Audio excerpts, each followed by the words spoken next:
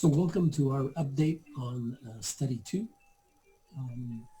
which is a prevalence study, which is going to study or examine the prevalence of co-occurrence of intellectual disability and psychiatric disorders.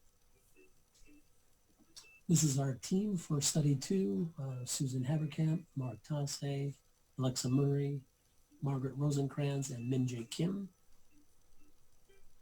So the purpose of this study, let me just summarize what our goal is. So our goal is really to identify how many people with intellectual disability also have a co-occurring psychiatric disorder. So what percent of the population of people with intellectual disability have also a psychiatric disorder? So to do that, we're going to recruit our participants using the National Core Indicators framework. And we're going to reach people using the random samples from the NCI in 6 different states, including Ohio, Michigan, North Carolina, Oregon, Rhode Island, and Virginia. These people will have been identified in their state as receiving services and have a diagnosis of intellectual disability, but we will confirm that diagnosis using a brief IQ test, the WASI, which we'll administer to the adult with intellectual disability, and a measure of adaptive behavior, the ABIS-3, which we'll complete via interview with the caregiver.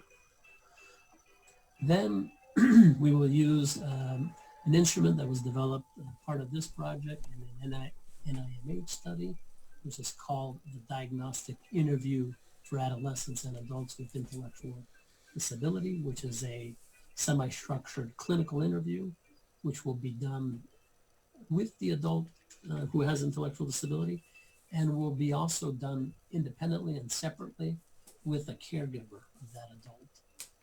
So the information from the dyad interview with the adult with intellectual disability and the information obtained from the dyad interview with the caregiver will be used to tell us what percentage of the population of these adults with intellectual disability also have a psychiatric disorder.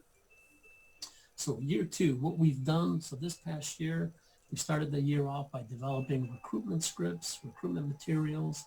We purchased the test protocols we needed and the test materials. We got IRB approval from Ohio State University.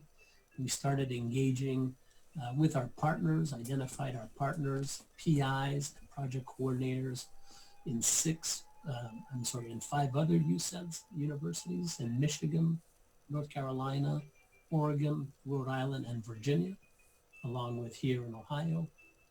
And then March 2020, COVID hit. We had to pause the project. Everything halted. We put everything on pause. And now, year 3, here we are. We're re-engaging, starting back up the project, still within the pandemic. We've renewed or submitting our renewal for IRB approval. We're establishing new sub-awards for the new year with all our university partners. We are setting up monthly meetings with our partners from Michigan, North Carolina, Oregon, Rhode Island, and Virginia. We're going to hold these monthly meetings to start planning the recruitment, which will be done through letters that will be sent out to the entire random sample of the national core indicators in each of those states. And we'll be doing that from April through June, and we'll do 2 waves of recruitment letters. During that time, we'll also be finalizing the training webinars with the help of Andrew Buck and training materials for the study protocol, which includes how to administer instruments like the dyad, the WASI, the ABIS, using REDCap and other measures.